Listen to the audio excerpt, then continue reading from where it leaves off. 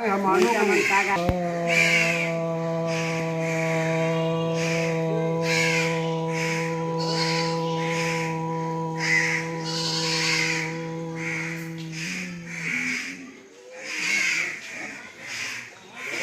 सभी भक्तजनों को सप्रेम भक्तों में शुरुआत कर रहा हूँ एक घटना से। हमारे देश के एक बहुत बड़े संत रहे हैं स्वामी प्रभुपाद। वो वृंदावन में काफ़ी समय तक रहे और वे गीता का बहुत प्रवचन करते थे, उपदेश करते थे। लेकिन यहाँ पर सुनने वाले कम ही हैं, आप लोग खुद ही गवाह हो गए अभी। तो उनके एक भक्त ने कहा उनको कि आप ऐसा कीजिए कि विदेश चले जाइए। तो कहे कि अब विदेश में कहाँ जाएंगे? तो USA चले जाइए, अमेरिका चले जाइए। तो उन लोगों ने किराया उनको दे दिया और किराया दे दिया। उसके बाद जो है वे चले गए यहाँ से। वहाँ गए, उनके पास अब किराया ख़त्म, सब कुछ ख़त्म, पैसा ख़त्म। अब वे एक पार्क में जाके बैठ गए। सांझ का समय था। उस समय अमेरिका में 1975 के आसपास की घटना है यह। उस समय वहाँ पर हिप्पी कल्चर था। हिप्पी का अर्थ होता है कि वे लोग जो नशा करते थे, हाँ, मतलब नशा करते थे, गांजा भांग ये सब पीना, चरस अफीम ये सब पीना और झूमना। उनका परिवार वैसे भी नष्ट हो गया था और वहाँ पर जानते हैं परिवार की व्यवस्था बहुत ही कम है। मतलब अभी विवाह हुआ, कुछ दिनों के बाद तलाक हो गया, बच्चे पैदा हो जाते हैं और बच्चे जो हैं उसको वहाँ पर सरकार जो रख देती है। माँ बाप अगर रखने के तैयार नहीं है तो सरकार रख देती है वहाँ अनाथ आश्रम में, वहीं पलते हैं बढ़ते हैं। तो उस हिप्पी कल्चर को तो उन्होंने प्रभुपाद जी ने पूछा उनसे कि अच्छा ये बताओ तुम लोग कि तुम लोग ये नशा क्यों कर रहे हो? तो कहे कि नशा हम लोग इसलिए करते हैं कि नशा करके हम लोग भूल जाते हैं, अपने दुखों को भुला देते हैं और कुछ हम लोग को इसमें कुछ मज़ा आ जाता है, इसीलिए नशा करते हैं। तो प्रभुपाद जी ने कहा कि जब तुम दुखों को कुछ समय के लिए भूल जाते हो, समस्याओं को भूल जाते हो, क्या अगले दिन वो समस्या उससे कम हो जाती है, उतनी ही रहती है या ज़्यादा बढ़ जाती है? नहीं, समस्या तो बढ़ जाती है। तो इसका मतलब है कि तुम लोग समस्या को देख करके आँख को बंद कर लेते हो, इतना ही ना है नशा करके। लेकिन समस्या हर रोज़ बढ़ती चली जाती है। अब बात दुख की करते हैं। दुख तुम कहते हो कि हम लोग को कुछ समय भुला जाते हैं। जो लोग नशा करते हैं, शराब पी रहे हैं, गांजा हशीश चरस पी रहे हैं, उनकी समस्या जो है ज़्यादा होती है, उसका उपाय नहीं सोच पाते हैं। तो नशा कर लेते हैं, सोचते हैं दुख खत्म हो गया थोड़ी देर के लिए, और जब फिर नशा टूट जाता है तो देखते हैं कि दुख का और पहाड़ टूट पड़ा। कहे कि वो तो दुख जो तुम्हारा है वह तो और बढ़ जाता है।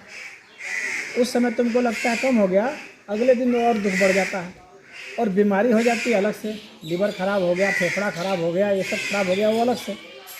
तो जब उस नशा से तुम्हारा दुख भी बढ़ गया और तुम्हारी जो समस्या थी वह भी और विकराल हो गई, तो उसका क्या फ़ायदा? तो उन हिप्पियों ने पूछा प्रभुपाद जी से कि तो आप ये बताइए तब फिर हम लोग क्या करें? तो प्रभुपाद जी ने कहा कि तुम जो है, मैं एक ऐसा तुम लोग को रास्ता बताऊंगा कि जिससे तुम लोग का दुख भी ख़त्म हो जाएगा और समस्या भी ख़त्म हो जाएगी। और फिर ख़त्म ही नहीं होगी बल्कि मस्ती बहुत बढ़ जाएगी, और इतनी मस्ती बढ़ जाएगी कि नशा कभी नहीं उतरेगा और नशा लगातार बढ़ता जाएगा, रोज़ बढ़ता जाएगा, रोज़ बढ़ता जाएगा। कहे कि ऐसा कौन सा उपाय है? कहे ऐसा उपाय है और वह है, मैं तुम लोग को बताऊंगा, हरे राम राम राम हरे हरे, हरे कृष्ण कृष्ण कृष्ण हरे हरे, इस मंत्र का तुम लोग को हमारे साथ जाप करना है, जैसे मैं करूँगा वैसे। तो कहे कि ठीक है कीजिए। तो उन्होंने उसको गा करके और नाच करके दिखाया, ताकि जैसे मैं गाता हूँ वैसे तुम गाओ, जैसे मैं नाचता हूँ वैसे तुम नाचो। और वैसा उन्होंने किया और उन लोगों ने भी किया, और वहाँ से हिप्पी कल्चर जो है धीरे धीरे इस्कॉन में परिवर्तित हो गया। आप लोग नाम सुने होंगे इस्कॉन का, international society for Krishna consciousness, ये इस्कॉन है। हरे राम हरे कृष्ण का मंदिर है, और विश्व में आज पूरे विश्व में उससे बड़ी संस्था नहीं है। न्यूयॉर्क में उसका सबसे बड़ा मंदिर है, रूस में उसका चल रहा है, यहाँ तक कि मुस्लिम देशों में भी उसके मंदिर बन रहे हैं। भगवान श्री कृष्ण के मंदिर वहाँ भी बन रहे हैं, और हमारे भारत में भी है।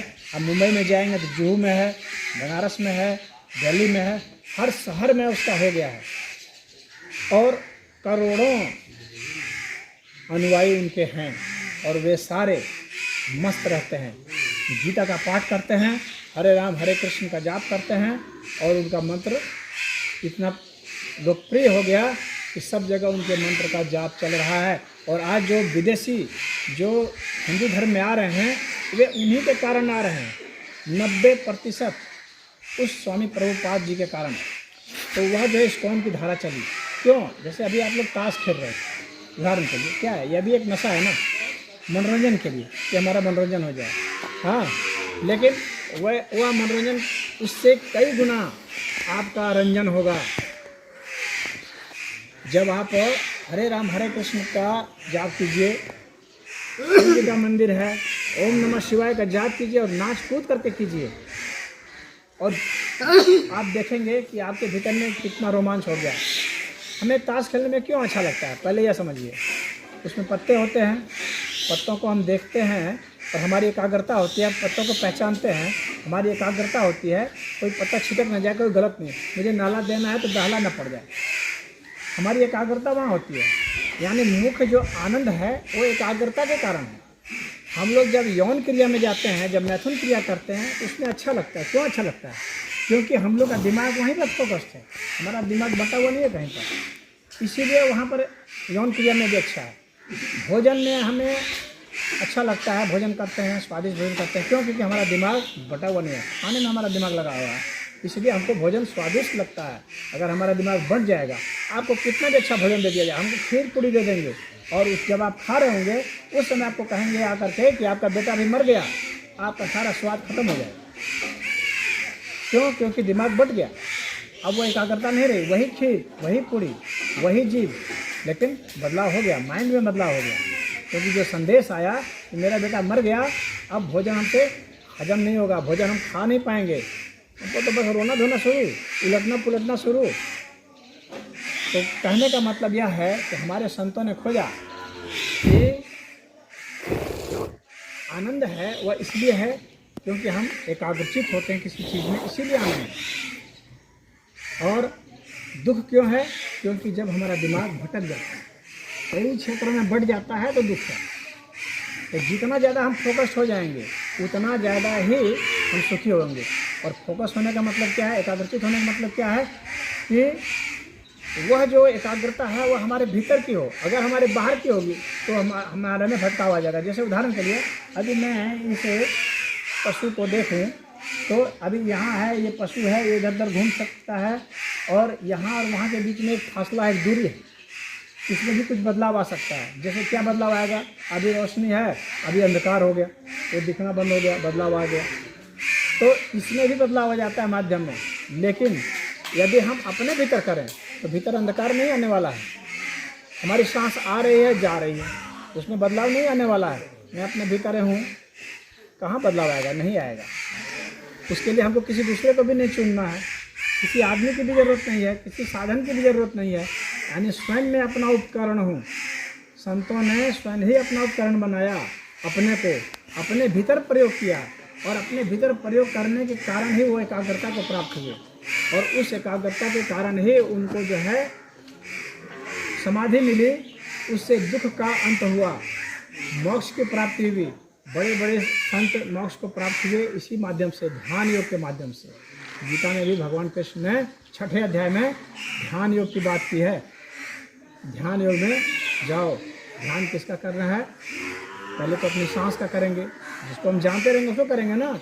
हम तो अभी भगवान को जानते नहीं, कैसे करेंगे भगवान को? तो हम सांस को जानते हैं, सांस को करेंगे।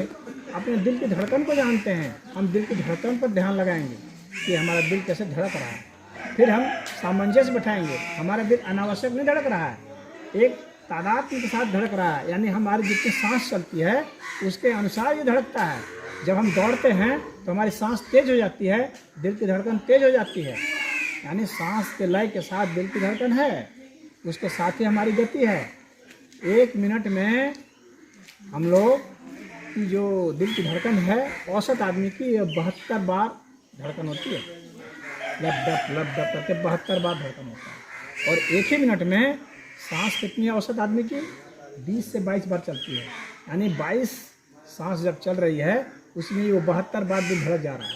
तो यह जो है, यह इसकी गिनती के अनुसार से है। अलग अलग व्यक्ति का थोड़ा बहुत एकाध आगे पीछे हो सकता है।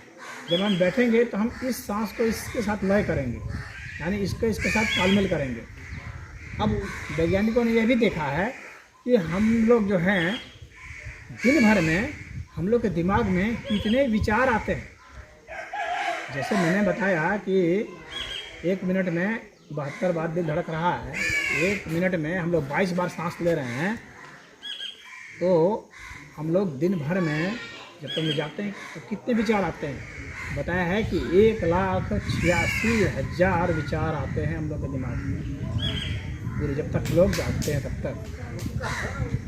तो 1,86,000 विचार आ रहे हैं भिन्न भिन्न प्रकार के।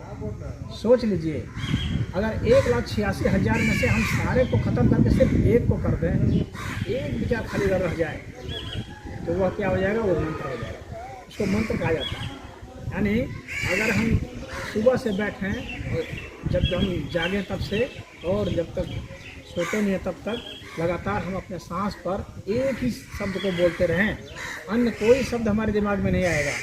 तो 1,86,000 जो शब्द आ रहे थे वे शब्द समाप्त हो गए, और उन शब्दों को सोचने में जितनी ताकत लग रही थी, जो ऊर्जा खत्म हो रही थी, वो ऊर्जा अब उसमें चली गई। तो उसकी ताकत कितनी हो जाएगी? उस एक विचार की ताकत बहुत ज़्यादा हो जाती है। और इसीलिए जो साधु संत होते हैं, वो जो वास्तव में साधु संत हैं, वे अगर एक बात को कह देंगे ना तो वो बात प्रतीत हो जाती है, क्योंकि उतनी ऊर्जा होती है उसमें, वो लेजर की तरह काम करती है।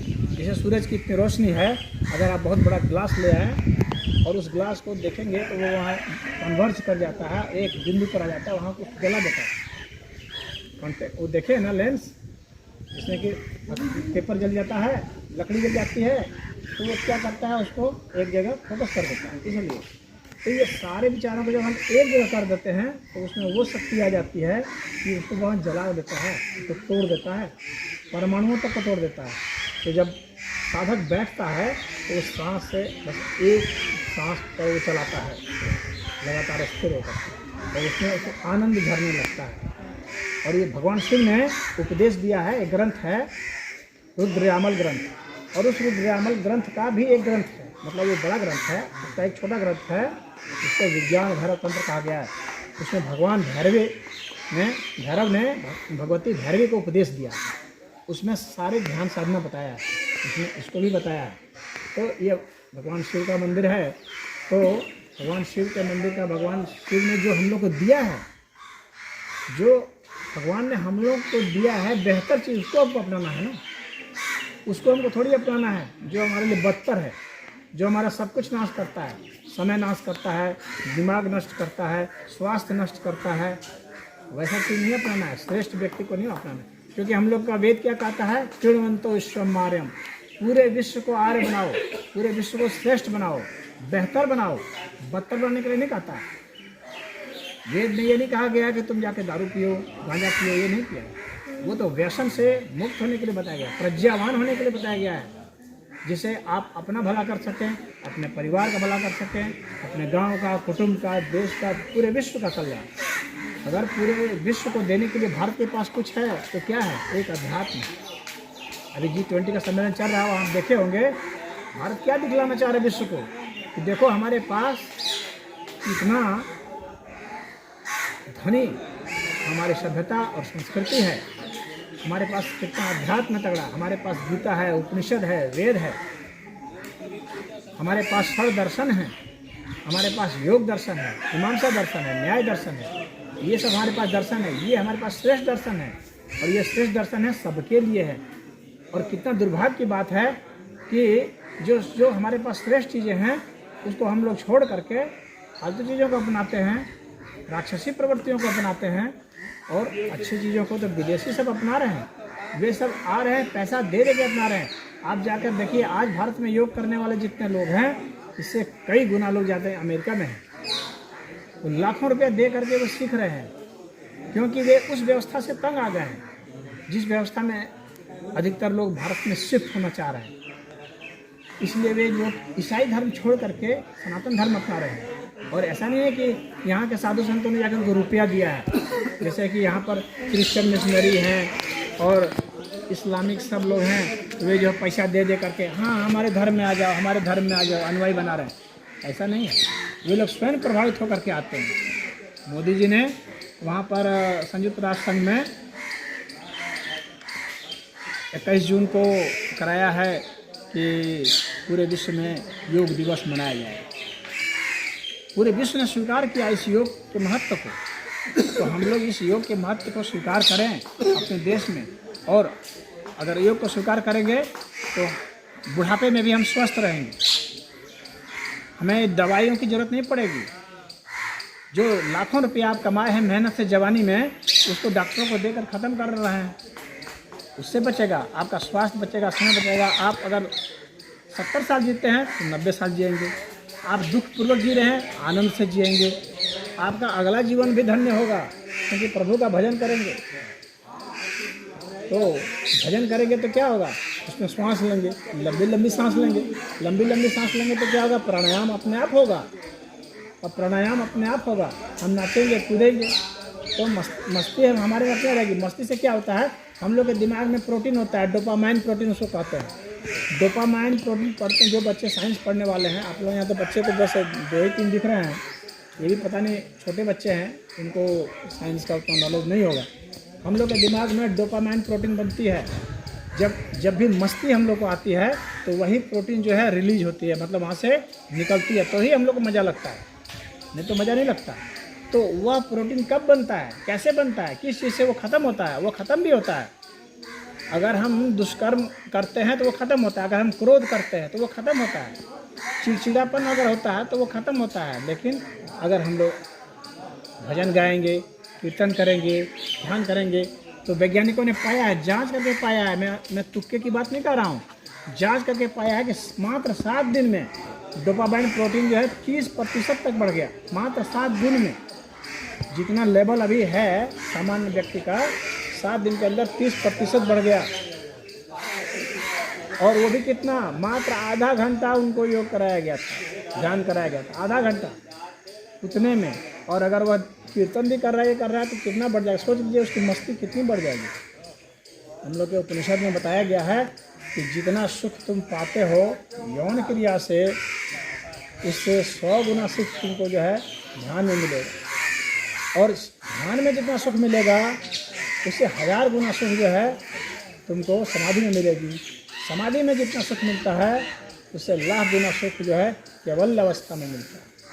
तो उस परम सुख के लिए जो कि हमारा ध्येय है, जिसके लिए हमको भगवान ने उपदेश दिया है, हमको उधर चलना चाहिए, अपना समय उधर लगाना चाहिए, न कि समय इधर उधर नष्ट करना चाहिए।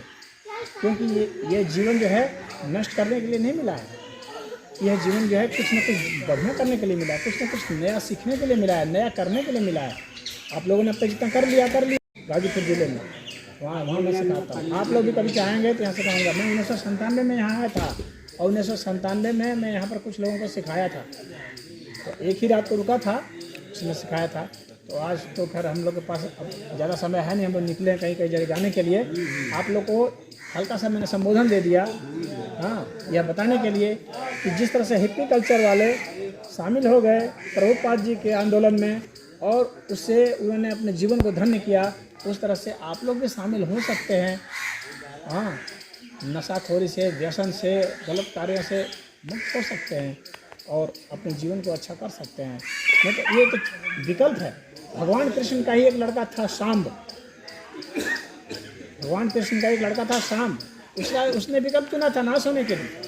भगवान कृष्ण ने कहा कि अगर तुम युद्ध में गए होते और वहाँ मर गए होते, हाँ, तो भी वह बेहतर होता, तुम शराब पी करके जो अपने को मार रहे हो। हाँ, अंत में बलराम के हाथों मारा गया वो। तो भगवान कृष्ण जैसा व्यक्ति, भगवान कृष्ण स्वयं जो खड़े हैं और उस अपने लड़के के लिए उपलब्ध थे, लेकिन उसका चॉइस क्या था, उसका चुनाव क्या था कि नहीं, मैं इनका नहीं सुनूंगा, मैं तो दुष्टों का ही सुनूंगा। तो हम लोग के पास चुनाव है। अगर भगवान कृष्ण भी सामने हैं और अगर हम नहीं सुनना चाहते हैं तो भगवान हम लोग को जबरदस्ती नहीं जो है भगवता प्राप्त करा सकते हैं। कंस भी भगवान कृष्ण का ही रिश्तेदार था ना, शिशुपाल भी भगवान कृष्ण का ही रिश्तेदार था, एकलव्य भी भगवान कृष्ण का ही रिश्तेदार था, दुर्योधन भी भगवान कृष्ण का ही रिश्तेदार था।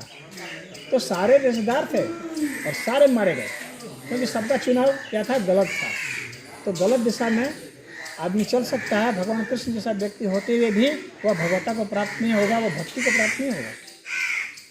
तो कहने का यहाँ पर मेरा अर्थ इतना था कि आप लोग बेहतर दिशा की ओर चलो, जिसमें जो हम लोग के शास्त्रों में बताया गया श्रेष्ठ दिशा, या तो आप लोग के घर के नज़दीक मंदिर है, इस मंदिर का उपयोग कीजिए। ये नहीं कि हम गांजा फूक रहे हैं, हाँ, सुल्फा फूक रहे हैं, शराब पी रहे हैं, मंदिर का भी नाश कर दिए। हाँ, झूठा झूठा आरोप लगाते हैं लोग कि शिव जी तो धतूरा लेते हैं, शिव जी तो गांजा पीते हैं। कहीं कोई शास्त्र में दिखा सकता है कि शिव जी गांजा पीते हैं? पूरा वेद में कहीं कोई दिखा दे, शिव पुराण में कहीं कोई दिखा दे? कहीं नहीं दिखा है। ये सब बाद के लोगों ने, ये सब भ्रष्ट लोगों ने, राक्षस लोगों ने इस तरह की बातें जोड़ दी हैं अपने पीने के लिए, जस्टिफाई करने के लिए। तो ठीक है, आज इतना ही। हरिओम।